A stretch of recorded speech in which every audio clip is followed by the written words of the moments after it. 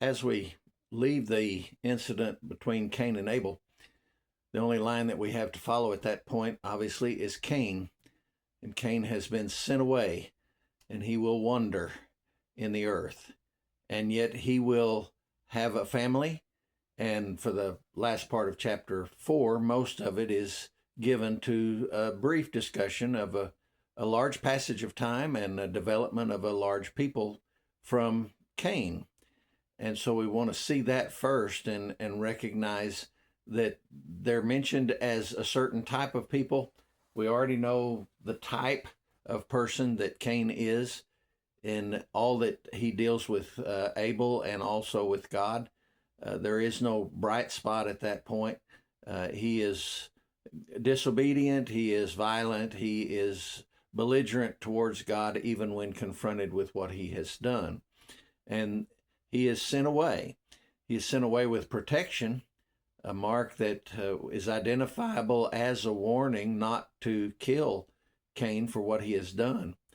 But he is still sent away, and yet he proliferates a people on the earth at that time that covers the span of time between that point and the flood, which is estimated to be at least over 1,600 years. And so at the chapter 4, we can read a little bit of that beginning in verse 16. Cain went out from the presence of the Lord and dwelt in the land of Nod, which simply means wandering, on the east of Eden.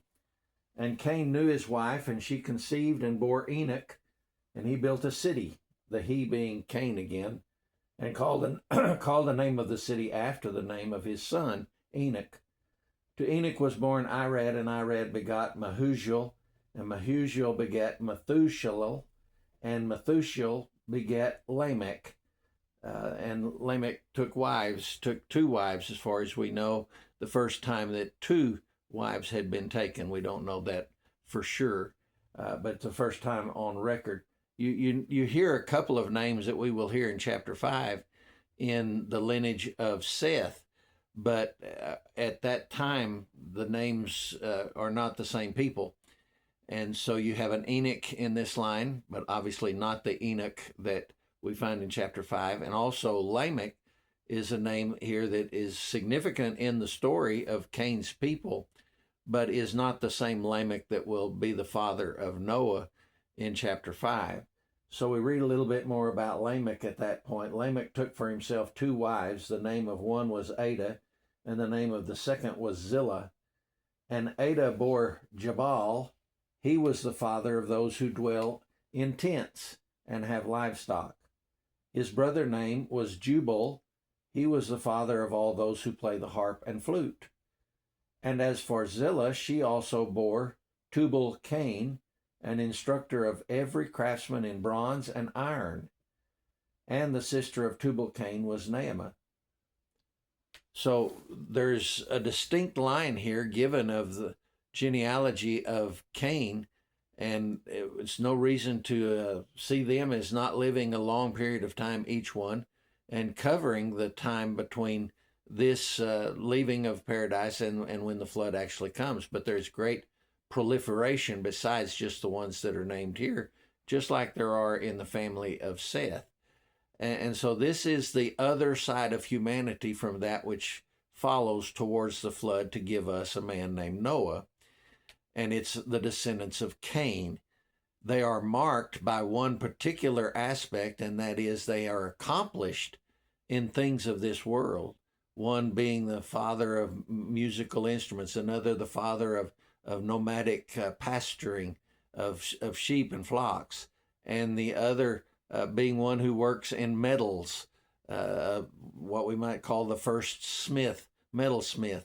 And so they have all these advancements in what they can do and what they are pursuing. But we will note that, and as you read it, if you're looking for it, you realize there's no indication of this being in a relationship with God, of having a relationship. And then as it transpires into Seth's family, there will be that noted. So because of that note about Seth's family, we know that it's missing in Cain's line. there is no involvement with God. They're much involved with advancement. They're much involved with life on this earth and what they can achieve and pursue and make. And they do all of that. That's the beginnings of things that we recognize as significant. But there's a note about that we'll need to see before our lesson is done. But right now, that's the description of their line, of Cain's line. And it's all about this earth and the materialism of life and achievements and accomplishments and possessions and what they can make and use. And so that marks that side of what we would call humanity at that point. And then introduced right at the end of that particular line is a poem, actually the first poem in the scripture that is given by Lamech, who is a descendant of Cain, and has now followed, you might say, in the footsteps of Cain in taking another life. So Lamech said to his wives, Adah and Zillah, hear my voice, O wives of Lamech, listen to my speech. For I have killed a man for wounding me, even a young man for hurting me. If Cain shall be avenged sevenfold, then Lamech 77-fold. Obviously, over the passage of all this time, the story of Cain and the heritage that they bear with the actions of Cain himself. But also now we see a likeness to behavior as another life is taken. No reason to think that maybe this was the very second time that such a thing happened. But as far as the direct line, this is recorded in Lamech's actions. And Lamech attaches it back to Cain by saying if what Cain did was, and how he was protected, if that is true of Cain, he says it's 70 times true of me. What that seems to indicate is he takes out the part of Cain's actions that he wants to apply to himself, which is actually the protection of not being hurt for his actions. He has also said, a couple of ways, this was because someone was coming at me. This is self-defense. And that seems to be attached with what he says then about the protection that if Cain is protected a certain way, then he deserves far more protection, apparently because he sees this as a justifiable killing, as self-defense.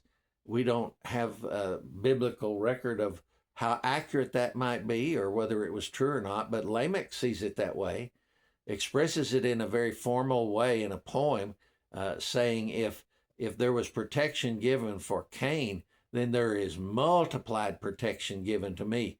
There was a 7-fold warning on Cain being hurt. Now he says 70 times that for me if someone hurts me. So it's a self-defense and a defensive posture that he's taking, saying I should be protected as well. We have no indication whether or not that was God's promise or God's involvement at all. He's not been involved with God that we know of in any way. So he's just now, because it is what he wants to bring into his life, he kind of attaches back to something that was attached to God in a protective way. But it's his making, it's his thoughts and his pronouncement that he will be so protected. And that's the end of the description that we have of all that Cain produced, and as far as a line, a family, and the things that they produced in their pursuits and in their works. And none of it has any reference at all to God. And that's especially significant when we then hear this about another line. Verse 25, and Adam knew his wife again, and she bore a son named him Seth, for God had appointed, and that's the basic meaning of Seth, appointed another seed for me instead of Abel, whom Cain killed. And as for Seth, to him also a son was born, and he named him Enosh. And then it says, men began to call on the name of the Lord, literally the name of Jehovah. That's never said about the line of Cain, no reference at all. And so that's an obvious mark of distinction, that here is a line that has some relationship with God, some more than others. Apparently, as we read through chapter 5, which is the majority of it, is simply the line of Seth that takes us all the way to Noah, because this is where Noah will be produced. And so the only real distinction we have in Scripture is that the line of Cain was all about these things on this earth, and the line of Seth is characterized as men calling on the name of the Lord. And so these two lines of humanity with two different directions, basically distinguished by their relationship or lack of relationship with God. And so we also know that the line that goes through Seth will be that which we follow for the rest of history and of the biblical history. And we recognize that as well. We're not going to read all of chapter 5. It's good reading. It's more elaborate in its description of the line of Seth, because it talks about ages, it talks about births at certain times of a father's life where he would have a son. It's not even necessarily that true that these sons would all be firstborn sons. We just know that this is the line, regardless of how, whether it's firstborn or what, it's the son through which the line goes down to Noah. And that's the history that is being depicted here. There are many other sons and daughters, and especially described as after having this particular son which the line goes through, that they would continue to have many sons and daughters. And they had each one hundreds of years of life in order to do that. So the multiplication factor is large in the growth of this of this line. We have no reason to believe that it's any different in the line of Cain as far as multiplied descendants, and we believe obviously that it would be the same. And so you have a population that grows extensively, especially because of the amount of time that they can bear children, several hundred years. So we might wonder, well, did they really live that long, or how in the world could a human being live that long? And really the most simple answer to that is God created Adam and Eve perfectly, and in their biology and in their reproductiveness and their age, their vitality of life would obviously be almost near perfect, and therefore not like our situation today where life is limited by so many factors. Those factors simply were not part of the equation then, and so many scientists agree that these longevities of life are highly possible given that particular makeup. And so if you go into chapter 5, it says, verse 1, this is the book of the genealogy of Adam. In the day that God created man, he made him in the likeness of God. He created them male and female, and blessed them and called them mankind in the day they were created. And Adam lived 130 years and begot a son in his own likeness, after his image, and named him Seth. There is a significance that we don't fully have detailed for us, but he is most like his father Adam, not even more so than Abel or Cain, because that's not said of either one of them. So this is a likeness that is passed on, and it may simply also be a likeness in spirit and character, that this image of Adam is passed on to Seth. Well, at that point it says, Seth lived a certain period of time, had a child, and it goes on from there. We would note a couple of names that we're familiar with that also are names of distinction in this. This life period, they don't live 800 years before they pass to a different one for the line.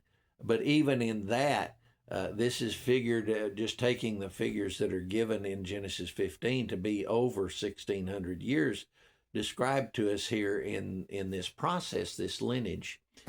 And in that process becomes some names that we are familiar with, and it kind of starts about verse 18 or 17. So all the days of Mahalalel were 895 years, and he died. And Jared, his son, lived 160 years and begot Enoch. This is a different Enoch than the one we read about in chapter 4, very obviously. After he begot Enoch, Jared lived 800 years and begot sons and daughters. So all the days of Jared were 962 years, and he died. This is actually the grandfather of Methuselah, who we always remember as the oldest man, at least recorded in the Bible, of 969 years. But his grandfather, Jared, actually lived 962 years, so there's not much difference there. But he doesn't get that notoriety because Methuselah outlived him a little while. But then we read about Enoch, and Enoch lives, in verse 21, Enoch lived 65 years and begot Methuselah. And after he begot Methuselah, Enoch walked with God 300 years, and he begot sons and daughters. So all the days of Enoch were 365 years, and Enoch walked with God, and he was not, for God took him, which is far different than the description of all the others that lived out their life and died here. If we look in Hebrews chapter 11, verse 5, Enoch makes it into what we sometimes call the heroes of faith because of the character of his life. And it says there that by faith, Enoch was translated. In other words, the difference between that and death, translated so that he did not see death and was not found because God had translated or took him. For before his translation, he had this testimony that he pleased God. He walked with God. It's described in Genesis chapter 5. He pleased God in Hebrews chapter 11 to the extent that God took him instead of having him go through the process of death. Took him, compared to his the ones that are around him, his father, his grandfather, and others, he took him much earlier. Just 365 years did he actually exist on this earth, and then God took him. We have no details to understand exactly what that means, but we know that it's special, and that he must have been quite a man to have that kind of relationship with God, so far above so many others that had wonderful relationships that did go into death. The only two that we have in the Bible as far as that not experiencing death is this man Enoch, and also Elijah the prophet, who is taken up in a chariot without the death described, or that all men go through. So we would like to know more about Enoch, and maybe at some point in our existence we'll be able to know much more about that. But his son is Methuselah, and his son is going to live that 969 years that we remember as the oldest recorded lifespan of a man in the Bible. And so we remember Methuselah. We also need to remember Methuselah as the grandfather of Noah. He is that grandfather of Noah because the man in between is Lamech. There's another Lamech that is mentioned in chapter 4, obviously a different man, and the one that had multiple wives and two wives and also killed someone in self-defense, he claims. So all of that in the Lamech there, but this is obviously a different Lamech, and he will be the father of Noah. And so we really focus in now. Here's a line that has been depicted as men began to call on the name of Jehovah. These are men who have a relationship with Jehovah. And we don't have any more record of how they did that. It was pleasing to God to the point that the Enoch that did that was so pleasing that he did not endure death. But then you have the production of a man like Noah, who is going to be so significant in his nature that he will catch the eye and favor of God when no one else is left to do that. So Lamech, verse 28, Lamech lived 182 years and begot a son. And he called his name Noah, saying, This one will comfort us concerning our work and the toil of our hands because of the ground which the Lord has cursed. After he begot Noah, Lamech lived 595 years and begot sons and daughters. So all the days of Lamech were 777 years, and he died. And Noah was 500 years old, and Noah begot Shem, Ham, and Japheth. There are a couple of things that we want to note. One is just notes about this timeline and how this comes together. You have really men that live so long that they see people that we don't realize they were still alive. For example, Methuselah dies the year of the flood.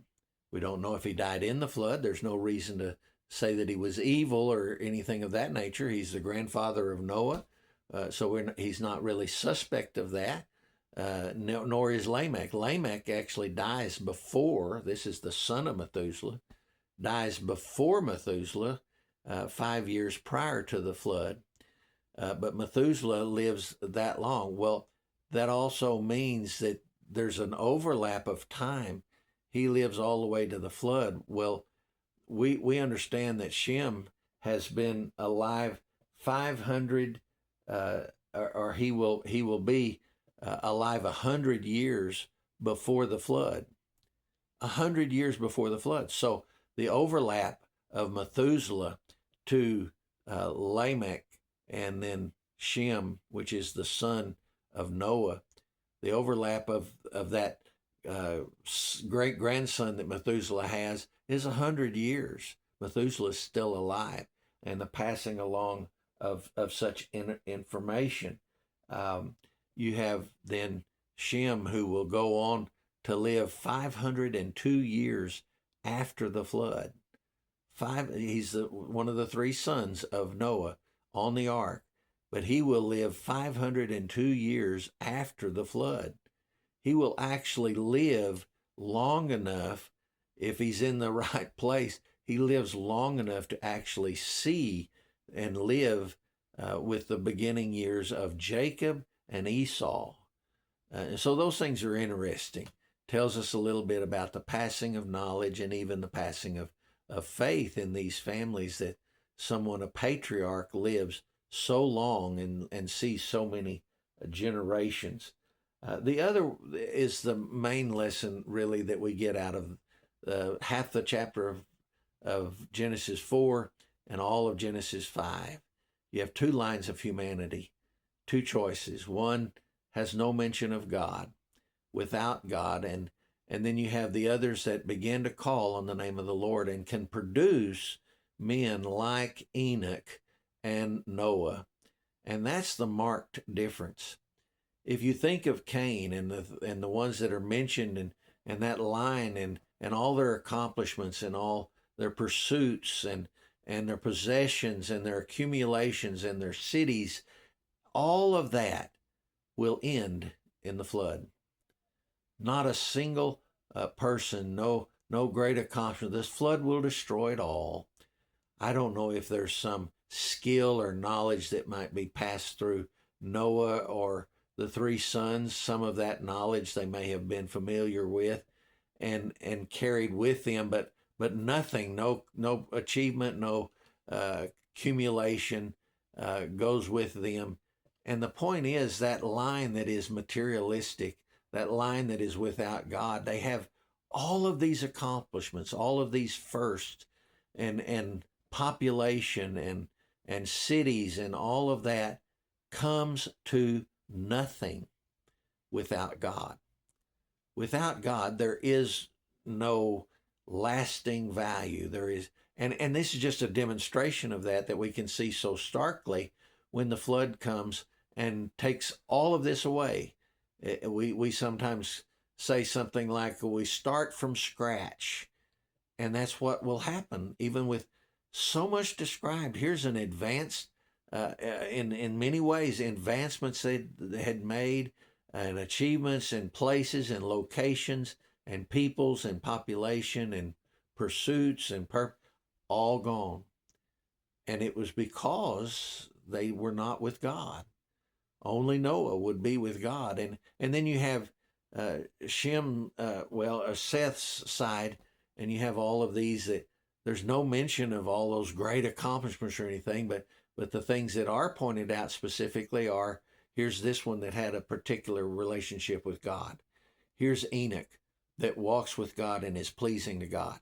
Here is Noah, who will be the one who finds favor in the sight of God in order to save the very existence of mankind. And we don't have to wonder which is more valuable, which one is more lasting, and which one we cannot live without. We can't be on the side of Cain and all of his that just have this world as their pursuit. It's like Solomon when he looked at everything under the sun, everything that could be done under the sun. He tried it all himself because he had unlimited resources. And his conclusion would be, vanity of vanities, all is vanity. In other words, it comes to nothing. It's just a wind that passes by, and there's nothing left. And then he will conclude, let's hear the conclusion of the whole matter. Fear God and keep his commandments, for this is the whole duty of man. This is what man is here to do. And you have a demonstration of that between these two lines of humanity. And which one we obviously would want to be a part of is not a hard decision, given what we know happens next. But all that is still true in principle. Anything done or had or achieved, anything we give to our children, any pursuits we instill within them, I mean, what do we leave them with? What do we have them take with them more than anything else? Is it just an earthly accomplishment, a pursuit? Achievements that are all about this earth and have nothing to do with God? If that be the case, it still comes to the same total. It's nothing without God. And so these are the demonstrations. These two lines of humanity demonstrate the practical truth of choosing to do it without God, not having a relationship with God, or putting that as the chief distinction of who you are. Because the only thing that is said about the descendants of Seth is that they, at that point, men began to call on the name of the Lord. And I'm sure they did other things. I'm sure Noah will come along and build an ark. It's not that they didn't have the ability to do things, but what was the description? What was the distinction? They called upon the name of the Lord. And that has to continue to be our choice. Our first, seek ye first the kingdom of God, and all these things shall be added unto you. And so we'll see how this two lines of humanity will fare when God decides that there has to come a day of judgment. So that's be our next study when we go into Genesis 6. Hope you'll join us then.